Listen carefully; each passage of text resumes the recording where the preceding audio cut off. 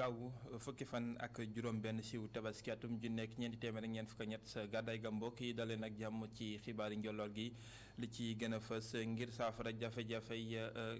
sàkketu njàng yi nga xam ne moom juppee abri provisoire jëwriñ ji nga xam ne mooy wàllum tàggatu sim xëy di formation professionnelle daal nay xaatimoo ak ñi nga xam te ne bi ñoo di CSTM ngir ay liggéeyub jàngukaay yu gën a ñoŋ waaye tamit tàggataale ci ndaw ñi ba ñu daal di gën a xarañ ci liggéey yu gën a gaaw si wàllum njàng mekk njàngale mi dinañu daal def ab taxaw seetlu it ci li nga xam te ne bi moo di dem geek dikk gi ak ndogal lu yees li nga xam ne jëruñ yor wàllum biir mi jël na ko si mutation li nga xam ne moo di moto yi deesuti si fay dara ñi nga xam ne ñoo si yëngu nag si rawatina borom cag-cag yi am nañ ci mbégte bu baax li ñu bëgg nag moo di ñu daal di doxalee ndogal loolee te bañ koo daal di def mbirum déggtal gëstub gaaw gi si kayitu ay bés yi article de la semaine ni ñu koy defee saa su nekk daal nañuy del ci wàllum koom-koom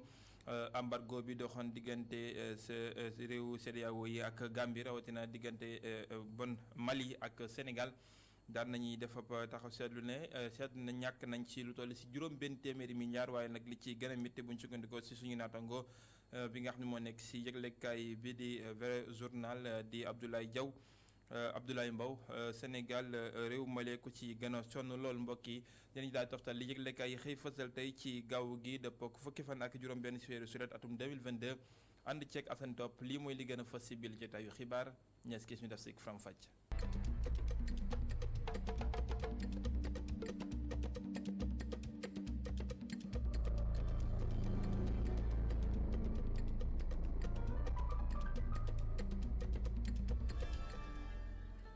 mbokk yi dal leen ak jàmm ngir saafara li nga xamante ni bi jafe-jafe loon ci wàllum njàng meek njàngale mi di bërëb bi jàngukaay yoo xamante ni bi daanaka ay sàkket lay doon di abri provisoire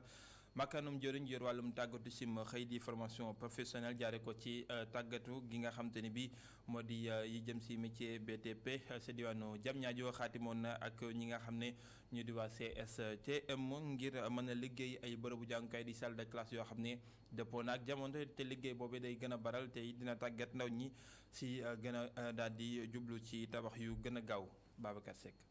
fexe ba abri provisoire jóge ci réew mi tax na xaatim déggoo am diggante centre sectoriel de formation au métier ci wàllu BTP ñi ko yor di ministère de la formation professionnelle ak entreprise bi di CSTM. donc ministère de l'enseignement technique et de la formation professionnelle de l'artisanat ñoom tamit ci liggéey boobu la ñu nekk wane rek ne contexte bi ñu nekk mooy contexte réforme de la formation professionnelle waaw ku ne réforme de la formation professionnelle mooy ne il faut que lëkkaloo bi nga xam ne moom la ñu amoon ak entreprise yi këru liggéeyukaay que loolu ñu renforcer ko ku ne également réforme wax ne également programme yi nga xam ne moom la ñuy def programme yi nga xam ne moom la ñu jagleel ndaw ñi programme yooyu entreprise tamit dugal ci seen loxo baax a baax programme bii nga xam ne moom ci la ñu sukkandiku mooy affaire abri provisoire parce que ñëpp xam nañ ne abri provisoire problème la ci grande ville yi peut-être am nañu ay salle de classe mais soo demee ci àll yi voilà ay abri provisoire te loolu vraiment Sénégal war na dépasser loolu. longo bi dina may ay ndaw ñu tàggat leen ci xarala yu bees jëm ci wàllum tabax muy structure métallique légère ñu jëmale ko ci salle de classe yi ak centre de santé yi. li ci ëpp importance nag li tax ñu teew fi tey mooy partenariat bi ñuy signé convention bi ñuy signé ak CFBT jagleel ko accompagnement bi gunge yi ñuy defaral ndaw yi fi doon ndongo yi fi jàngee ñu mën leen gunge ba ñu yegg ci phase u liggéey bi mën a nekk ci chantier jàngaat ci technologie bu bees bi ci tabaxu classe yu bees yi wala centre de santé yi. ci lu ñu warloo ak askan wi yenn ci ay entreprise tabax na ñaari salle de classe bisim ci Casamance yeneen ñaar ñu leen tabax ci Sindia ak Bargny. Babacar Seck njàng meek njàngale mi CFEE bi résultat yi rot na ëpp na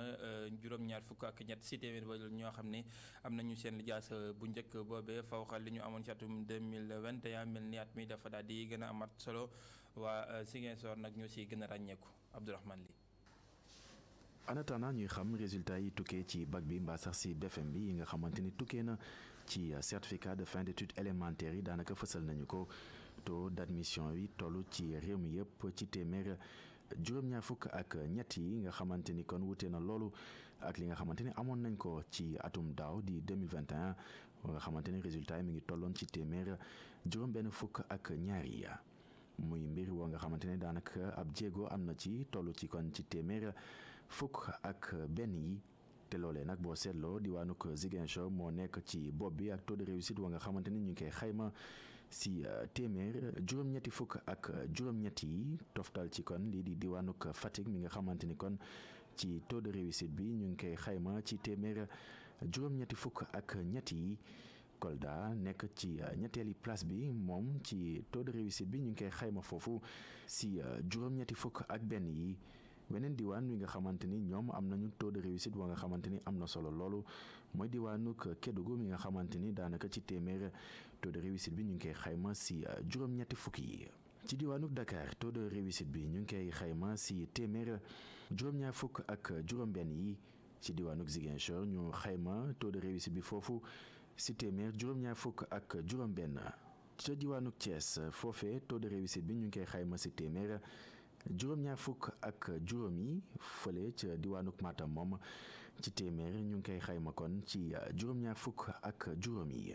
ba tey si certificat de fin d'études élémentaires yi foofee ca diwaanuk Fatick taux de réussite bi ñu xayma ko ci téeméer juróom-ñaar fukk ak ñett yi. mu topp ci diwaanuk Diourbel mi nga xamante ne moom it mu ngi toll si téeméer juróom-ñaar fukk ak ñett yi. ca Louga it ñu xayma taux de réussite bu CFEE bi ba tey ci téeméer juróom-ñaar fukk ak ñaar yi. ca académie ba nekkee ca Pikine Guédiawaye résultat yi fa tukkee mu ngi toll si téeméer juróom-ñaar fukk yi. ca Kaolack nag ñu koy xayma ci téeméer juróom-benn fukk ak juróom-ñett. ca Rufisque résultat yi foofee ñu ngi koy xayma ci téeméer juróom-benn fukk ak juróom-ñaar yi. fi nga xamante ne nag foofee la résultat yi gën a daanu nag ñu ngi koy xayma foofee ca diwaanuk Tambacounda nga xamante ni ci téeméer ñu ngi koy xayma ci juróom-benn fukk ak ñaar yi. ca diwaanuk Sédhiou naka noonu foofee résultat yi ñu ngi koy xayma ci téeméer juróom-benn fukk ak ñaar yi. muy ay résultats yu am solo si gëtuk ki nga xamante ni mooy jëwriñ ñu dénk wàllum njàng mbeeg njàngale mi muy woo képp ki nga xamante ni am nga wàll ci wàllum njàng mbeeg njàngale mi nga gën a wéyal sa liggéey ngir bu ko defee résultat bac yeeg BFEM mi mën a méngoo ak résultats yi nga xamante ne tukkee na ci certificat de fin d'études élémentaires yi ngir kon ñu wéyal li nga xamante ni mooy gis-gisam wala bëgg-bëggam ci wàllum njàng mbeeg njàngale mi muy l'école wa nga xamante ni ñëpp see gis seen bopp. Abdourahmane Li njàng mekk njàngale mi résultat yu bac technique bi it tàmbali naa root ca diwaanu Thiès lycée bi nga xam ne moo di François Xavier Ndione ñoom am nañuy résultat yu baax mbégub ñi nga xam ne ñooy saytu njàng ma ñoom sax daan nañuy jublu nag ubbeekuwaat ci yenn xeetu njàng Isdo Alexandre Sène. li ñu duppee excellence la ñii di waa lycée technique François Xavier Ndione bu Thiès taxaw bokk na ci li koy wone moo di résultat yi nga xam ne day jot nañ koo am ci bac technique bi. parce que boo xoolee ci T1 bi am nañu 84% de réussite. T2 bi am nañu 100% de réussite te STEG bi am nañu 85% de réussite. moom proviseur bi teg ci ne administration établissement bi taxaw nañu te ñii di jàngalekat yi am nañu pas-pas bu doy. suñu formateurs yi ak suñu administration bi aussi balaa ñuy bi ñu construire ba pare formé na lañ sur naka la ñuy defaree cours ci internet naka lañ koy defee ci internet bi naka la ñuy defee ay exercices naka la ñuy wanee étudiants yi ay travaux pratiques. loolu yi def nañu formation bi lu yàggul. bi lee daara am na spécialité yu bëri waaye nag ñoom ñi ko ŋànk de ñu ngay xalaat ubbiwaat yeneen i filière. donc ñëpp dañoo bëgg ñëw ci lycée bi donc ce qui fait que l'année prochaine mën nañu am sax ba 5000 étudiants ñu ne nañu varier ni ñuy jàngale xale yi. boo demee ci concours yi nga xam ne dañ koy def ci niveau national ñoom waa lycée technique François Xavier Ndione bu Thiès dañ ciy wone seen bopp bu baax a baax. biñ ñu yàlla defee ñu nekk proviseur du lycée. yàlla dafa def ñu def projet d'établissement. L'année dernière nous avons remporté la compétition d'art oratoire. Cette année nous sommes allés jusqu'en finale. Nos étudiants du club scientifique ont remporté le premier prix du concours de robotique. ci jamono ji nga xam ne ñu ngay xaarandi résultat bac général bi génni ñoom waa lycée technique bu Thiès jamono ji am nañu xel mu dal li ko waral moo di résultat yi nga xam ne de am nañ ko ci bac technique bi ñu fas yéene ñoŋal bu baax a baax seen i taxawaay waral sax ñu ne budget bi nga xam ne de moom la dara ji am de fas yéene nañ ko fuul ba mu àgg sax 1 milliard fii ak benn at. jaajëfal ko Izo Alexandre Sène ñu wax lu jëm si waajtaayub élection jëm si palum ndawi réew mi campagne bi nga xam ne dugg nañ ko fukki fan ak juróom daanaka dox suñu diggante ak jongante yooyu waa GRADEC ñoom it bëgg lu toll si juróomi gox ci réew mi ñu yóbbu fa ñoo xam te ni bi ay moniteur la ñu saytu lépp loo xam te ni bi te moo jëm si jongante yi ba mu daal di jaar yoon bu ñu sukkandikoo si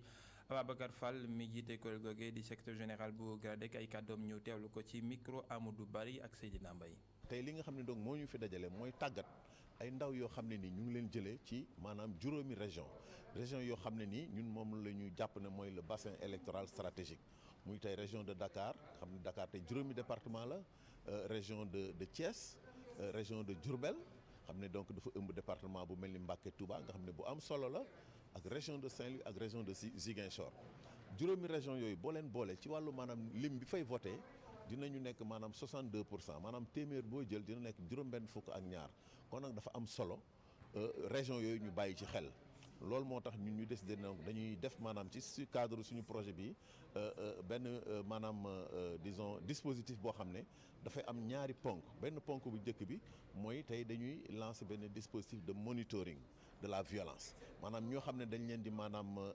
yóbbu ci gox yooyu lépp loo xam ne am na fa ci wàllu violence ay wàllu jafe-jafe ay wàllu xeex ak yu demee noonu ñu koy jël di ko numu tëti donc relever di ko yéegal ci dispositif bi nga xam ne dinañ ko teg au niveau central dina am ñoo xam ne seen liggéey mooy di analyser loolu bu ko defee ñu xool ban taxawaay lañ ci war a taxaw dispositif bi donc ñaareelu ponk bi mooy bisu élection yi dinañu am lu ñuy wax plateforme de veille électorale am ay observateurs yoo xam ne dañ leen di envoyé ci 5 régions yooyu bu ko defee ñoom ñuy wër aussi lépp loo xam ne ci bisu vote bi am na ci rëx-rëx muy dysfonctionnement yu am wala ay violence ay xeex ak xuloo ñoom aussi dañ koy remonter ñu analyser ko loolu yëpp nañ ci lëkkaloo ak autorités yi nga xam ne ñoom ñoo yore dogal ñu mel ni police ak gendarmerie ak kilifa yi ci kaw pour que lépp loo xam ne am na ñun ñu saytu ko gis ne lii kat jéye la wala mën na jur jéye ñu teel cee taxaw pour jëm ko gàntal. jéye ji amoon te gën a fas ci xibaar yu ayu bés yi di faatuk François Mancabou ci biir kaso yi ba léegi nag takk wér amagul ci li ko faat dëgg ginnaaw bi nga xam ne procureur de la république génn wax ne am nañu xibaar ci vidéo yoo xamante ne bi wane na moom François Mancabou muy mbëkk miir yi ak mbëkk gir waral li nga xam ne moo di ak faatoom waa Jamra li ñu daal di bëgg moo di vidéo yooyu nag ñu daal di koy jébbal benn ab ay seeraankat yoo xamante ne bi dinañ leen daal di tànn bokk si njaboot yi bokk suñu sàmm ak yelleefu doomi aadama yee taskatu xibaar ba si waa màkkaanum jëriñ yor wàllum biir réew mi ngir ñu daal di mën a wéral yooyu les xibaar ay kàddu yu vice président bi la ñuy teewlu Mame Matar Gueye si jokkoom ak Mame Abdou Gueye Kassé. waaw xam nga loolu du fi gulet amoon na fi États-Unis en 62 ou 63 ginnaaw bi ñu boomee président bi di John Kennedy coow li bari askan wi amee njàqare rawatina dafa bari ay vidéo yoo xam ne dañ ko jël sous des angles différents mais benn magistrat moom moo proposé ne lu tee parallèlement à l'enquête ñu samp benn jury d'honneur boo xam ne dinañ visionner vidéo yi ba xam ndax lii Harvey Oswald bi ñu ko ji moo ko rey wala déet loolu la ñu mujj def mbir yi daal di leer nañ waa ñun tamit natt boobu def ñu dal ci suñu mbokk mi di François Mancabou te ñu téye woon ko en détention préventive mu faf ñàkk bakkanam léegi kon enquêteurs yi yore nañu un élément déterminant moo tax ñun Jamra ñu proposé au procureur comme que ñun ñëpp gëstu dëgg moo ñu tax a jóg nañu samp benn jury d'honneur boo xam ne dañ koy sas pour ñu xool séquence su 13 minutes yi ce qui s'est réellement passé waa jury d'honneur bi nag balaa ñu leen di jox film bi ñoom dañuy jël engagement ne duñu ko génne ci biti pour ñu mën a respecter la mémoire du défunt ak dëj bi nga xam ne ci lay mbokkam ne jury bi nag mën na nekk ñetti membre ci famille am ñetti organisation des droits de l'homme comme Amnesty ONDH RADDHO ñetti journalistes yoo xam ne SYNPICS moo leen di mandaté ñetti correspondant presse étrangère ñaari responsable du parquet ak ñaari technicien du ministère de l'intérieur ñoom bu ñu ko visionné ba am dëgg gu wér ndax wolof dafa wax ne wérante foo xaan tekki tubéy su boobaa ñoom dinañu mën a génn def benn point de presse xamal nit ñi dëgg gi. François Mancabou faatu ci biir kaso bi ñuy teg loxo ñuy faatu ci kaso nag du gulet bi yoon da ci gën a fës te nekk loo xamante ne bii it ñu ngi koy daal di bàyyi xel bu baax ki nga xamante ne bii moo di Pape Ibrahima Ndiaye def na bu jukki si ñi nga xamante ne bii yoon fete woon caabi fete woon leen ginnaaw te ñu faatu ci kaso yi ñu teewlu jukki bi. day doon ay xeetu faatu yoo xam ne day tax ñuy yëngu ci wàllum ak yelleef doomu aadama jàpp ne prison wala di ko méngaleeg ak dee. faatu François Mancabou te yoon njott ne dafa bokk ci li ñu duttee force spéciale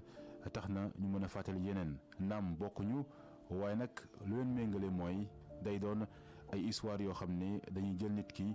teg ko loxo yóbbu ko prison mu faatu ca gannaaw ga ay coow juddu ci li nga xam ne mooy certificat de décès bi ñu mën cee lim moodu bi nga xam ne mooy Cheikh Niass gannaaw bu mu dellusee ci réew mi ngir fekkee Magal de Touba moom nag mu ñàkk bakkanam septembre 2021 ci pavillon spécial autopsie bi daal di fësal ne te hyperglycémie moo ko waral njabootam àndul ci li ni mel jàpp nag ne moom dañ ko bund xataal moo tax mu ñàkk bakkanam ci naka noone ku jiite commissaire bu Wakhinane Nimzatt ci Géejawaay ñu daal di ko fay jëlee loolu nag taxul ñoom ñuy woy di laaj li nga xam ne mooy yoon indi ay leeral ci faatu Cheikh Niass ci année boobu nag 2021 3 mois ci ginnaaw administration pénitentiaire war a tamit indi ay leeral ci keneen koo xam ne dañ ko teg loxo mu ñàkk bakkanam muy Abdou Faye ñu jàpp ne complice la ci prisonnier bu siiw bi di Boy Djiné ñu daal di fësal ne dafa xaru ci biir commissariat central bu Ndakaaru bii tamit leeral yi nga xam ne indi nañ ko ci taxul organisation yi di woy di laaj ñu indi ci ay leeral. ñaari at ci ginnaaw maanaam ci atum 2019 Amnesty International génne li nga xam ne mooy benn liggéey jëmale ko ci nekk nu nit ñi ci biir prison yi mu koy nakarlu bu baax ndax jàpp nañu ne dafa bari ay mbir yu ci jaaru yoon te loolu nag prisonniers ñoo ciy gaañu ay leeral dañ ko ciy sàkku waaye nag lu ci ëpp ñu jege ñi nga xam ne ñoo ñàkk seen bakkan dañuy woy jàpp ne ay lënc rekk moo ci ne. ne defal ko Pape Birame Ndiaye ñu ngi ko doon junj ci bopp xibaar yi léegi ngir mité moto dootoo ci fay dara ndogal laa ngi tukkee ci màkkaanu njëriñ yoral mbir mi ginnaaw njoytu goo xam ne dawalkati moto yi jooytu woon nañ ko jiitu réew mi président Macky Sall jël nañu ndogal loole nag ñi nga xam ne ñoo ci yëngu rawatina ñi ci liggéey di yore yi cak-cak am nañ ci mbégte bu baax baax te nañu mën a am seen i kayit léegi ngir mën a liggéey nu mu ñoŋee waaye nag li nga xam ne moom la ñu bëgg moo dañu doxalee ko nu mu gën a gaawee ñu teewlu seen i kàddu ci gëstub Alioune Sow. ay moto yu ñu gaaree seeni boroom ku nekk ci moom yor caabi ci loxo bi ba noppi sol casque ànd kook dem ak dikk bu mel ni tulleeg màlle di wëri client lii mooy nemmeeku bi ci garage cak-cak bu nekk ci Castor. mutation moto yi nekk jamono ji loo xamante ni dañ ko yombal muy mbir mi nga xam ni ñi yëngu ci wàllum cak-cak rafetlu nañ ko. loolu rafet la loolu bu ñu ko defee te mu tegu ci yoon ñëpp def loolu de lu rafet la dañ ko luñ amuñu lu rafetlu loolu mais lu wóor na ma ni wóor yàlla duñu appliqué dara dañuy wax rek duñu def dara ndax bu moom bu waxee toog ci télé bi di wax gars yi nekk ci mbedd mi lu leen neex ñu def ñu amul benn sens.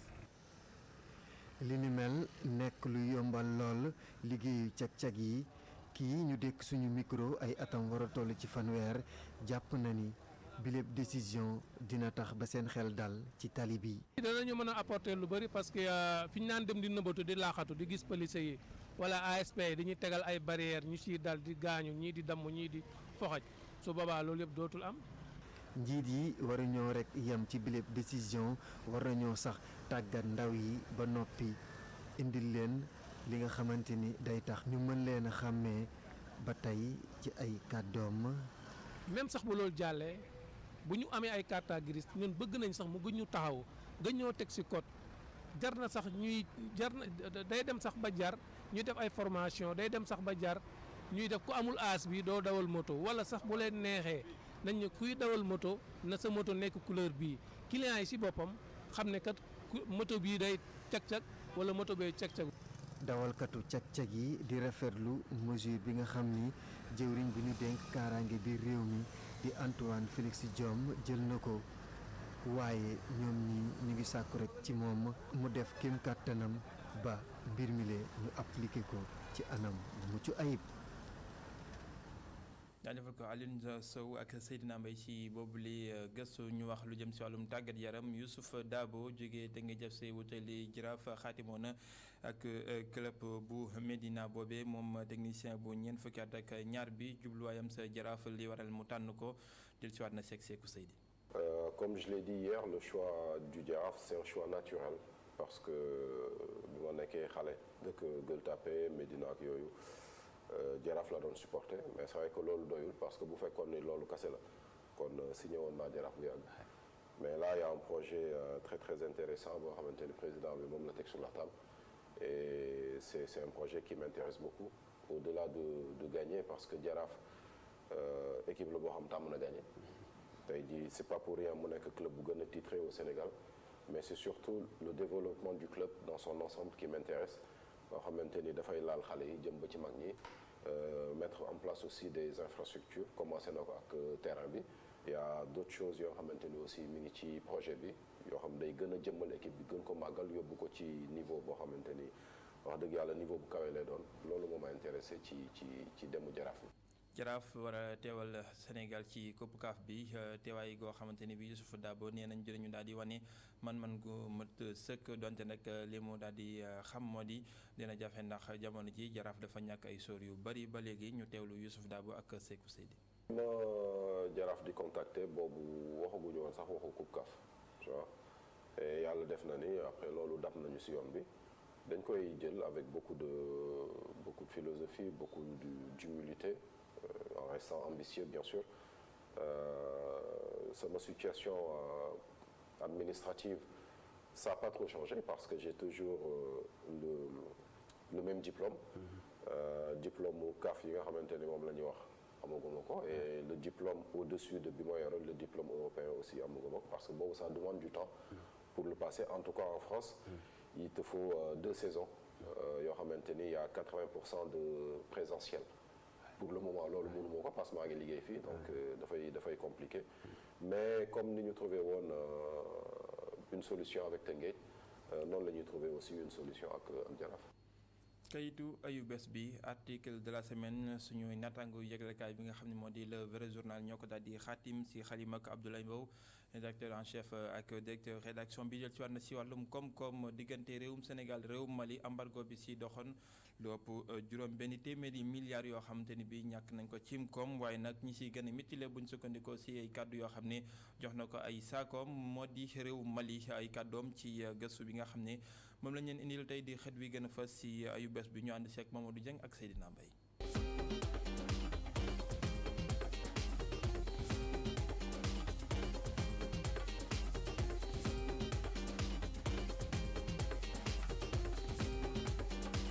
chauffeur yi daal di taalaat seeni woto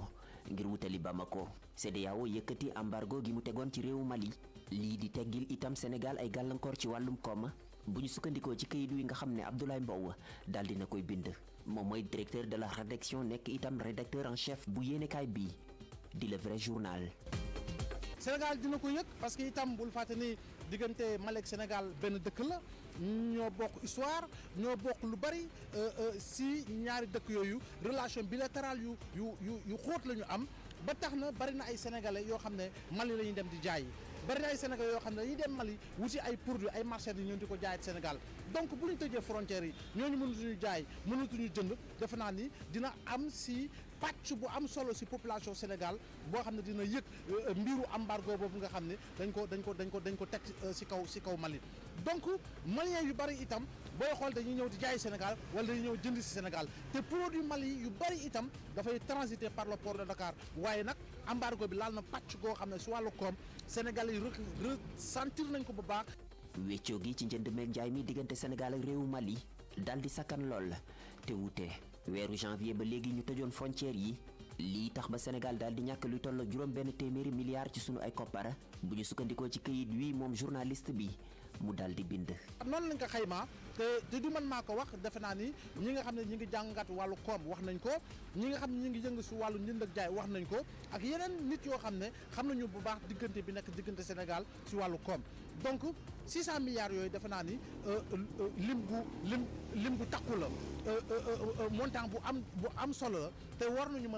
nañu mën a yegg foofu. waaye ku xam-xamam màcc ci wàllum koom di ko wax moom Abdoulaye Mbow ci kayit wi ne réewu Mali moo ci gën a dund ay gàllankoor moom xeltukat bi mu ne réew ma nokkiwul daanaka ay weer a ngi nii ci koom naka noonu ci dundin na gannaaw moom ak ña ñu dégg ak ña ñuy laajaat defe naa ni secret de polichinelle ni ko tubaab di waxee mbir la boo xam ne bu ne fàggu ñëpp xam nañ ko dootul secret ba nga xam ni effectivement Mali moo gën a yëg lii nga xam moo di embargo bi parce que boo xoolee Mali si wàllu boppam boo demee gëstu tuuti koomu Mali nga xam ne koomu moom xaw na sëngéem ak embargo bi boo xoolee dundunu Maliens yi xaw na sëngéem ak embargo bi ba dañuy jàpp ni dëkk yi wër CEDEAO moo xam Sénégal moo xam Côte d'Ivoire moo xam keneen la Mali si wàllu boppam moo koy gën a yëg te Mali si boppam demoon nañu ba benn jamono sax ñu ngi doon ragal le temps de l'usure par rapport ak embargo bi ba mu créé ay situation yu xaw a doy waar si yëngu-yëngu yoo xam ne mu doon ne xew si biir population Mali bi ak lii nga xam ne moo di pouvoir bi nga xam ne Assimi Goïta moo ko jiite. embargo bi ñu daal di yëkkati di may réewu Mali mu noyyi waata bu ñu sukkandikoo ci kii nga xam ne xam-xamam dafa màcc ci wàllum koom ci kayit wi Abdoulaye Mbow daal di bind ñu fësal ko talaata ci yéenekaay bi di Le Vrai Journal.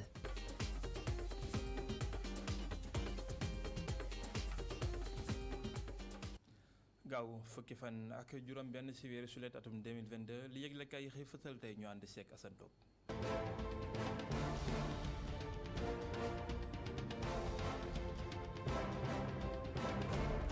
François Mancabou dem na ginnaawam tamit lëndëm na bés bi le jour yi ni kaay ne dafa daal di dolleeku ci li mëpp ñi nga xamante ne seen bakkan day des ci kaso bi fekk ñu ngi leen fa tàcc dañoo am lante wàllu ko yoon yi ni kaay groupe Média Invest bi ne ñaar ci ay autopsie yu ñu daal di amal loolee leen nag muy jur lenn ndax nag kayit gi la ñu daal di xotti taret ak ñi wee di ko tànqam loo ko di nga jàpp ne jaarul ci yoon woowule nag moom la ñu daal di sàkku ngir rek ñu daal di koy def jaare ko ci ab enquête boo xamante ni lee du am xaj ak seen yi ni kaay groupe Média Invest gi ne nañu doyloo nag kii di maître Malick Sall doon jawdi ngi ngànk wàllu ko yoon ci gouvernement bu Sénégal la mu xamle weesuwul ne lépp daañu ko jaarale ci yoon ak enquête bi ci loxo yi ñu ko teg tamit doyloo nañu ko mu doon wax jot ci Ousmane Sonko njiitu Pastef maire bu diwaanu ko Ziguinchor moom mënu koo dégg ci Les Échos yi ni kaay la ñu ko fekk daal di yàq lu mel ne xamee gouvernement bu Sénégal jàpp ne nag François Mancabou la sabab ak boomam du lenn lu dul ne dañ ko doon xoñiñal ak it nag di ko naqaral ngir rek mu daal di gàkkal dérop njiitu Pastef xam le ne nag moom moo ko ju ci wàllu ko caacaay ak mbandari ak lépp lu di wàllu ko ñaawteef doon mbirum terrorisme Ousmane Sonko ne mooy fukkee lu ko doomu aadama ak juróom-ñeent yu ñu faat ci atum 2021 ba ci suñu jonn yàlla yi tey te na xelmatiwu ci lenn lu dul ne aw yoon la ngir mën koo faagaagal ci yoonu ko politique moom kenn ci kàngam mi Yewwi Askan Wi jafe-jafe doomu Sénégal yi tàj ci àllub Maroc bi Les Échos yéenekaay moo ci xëy lenti lu dalal ci Seynabou Dial moom mooy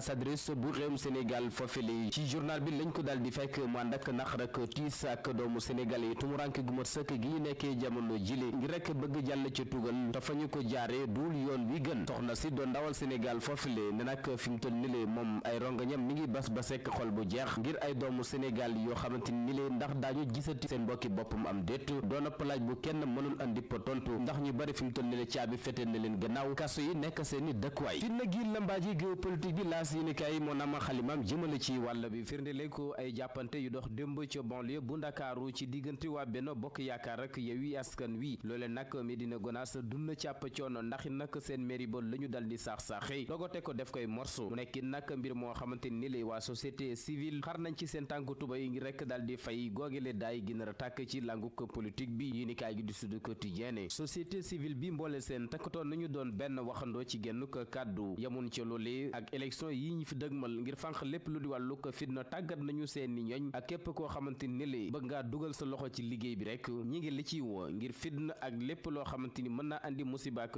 jéeyu ci réewum Sénégal lalu ci wàllu ko politique ñi mën koo moytandiku fekk na arène nationale nar naa sajji juróom-ñaari fan ci weeru ko août ci atum 2022 sunu lomb yi ni kay ne ak dëgg combat retour diggante Balla Gaye numéro 2 loolu nag Gris Bordeaux moom caaxaanu ci benn yoon tax na sax fi mu toll ni le mu daal di gàddaay Fass Ndakaaru wan gannaaw kii di Tafa Gueye ngeen fekkaat ma ci bis bi le jour yi ni kay ak gëstu bu yaatu bu mu jagleel xew-xewu jamono doon aw askan woo xamante ni ñi ngi wéy rek di tàqalikoo ko seen sago ndax ñu bari fi mu toll ni le bopp buy ubbu la ñu ànd ak waxtu wu nekk ngir jafe-jafe ci wàllu ko àdduna te amuñ fu ñu koy saafara yéenikaay gi am kom ci dalal muy xam le ne ñaari yoon mi ngi doon jéem a faat boppam di maanaam xaru waaye mujjul ontu te la ko yóbbee du lenn lu dul bopp bu ubbu ak li muy jànkonteek ñi nga xamante ne seen bopp dafa ubbu nag mën na leen a yóbbee ak ndof te bu boobaa la cay saafara du lenn lu dul ñi faat seen bopp Souleymane Loukar psychiatre bi moom la ñu fekk ci yéenikaay groupe Média Invest gi ak ab gëstoom bi feeñal ne Sénégal li fi yeewu ci ay doom aadama romb fukki million ak juróom benn ñeent fukki psychiatre dong lañ fi wàññi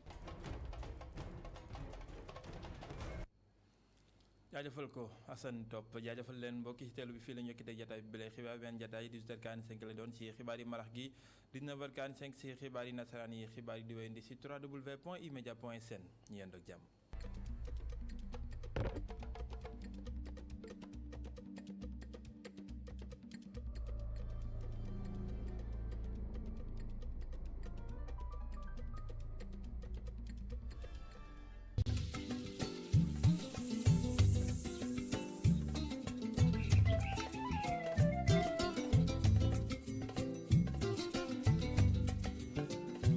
asalaamaaleykum ñu ngi leen di dalal ci seen bulletin météo bu gaaw fukki fan ak juróom benn ci weeru juillet 2022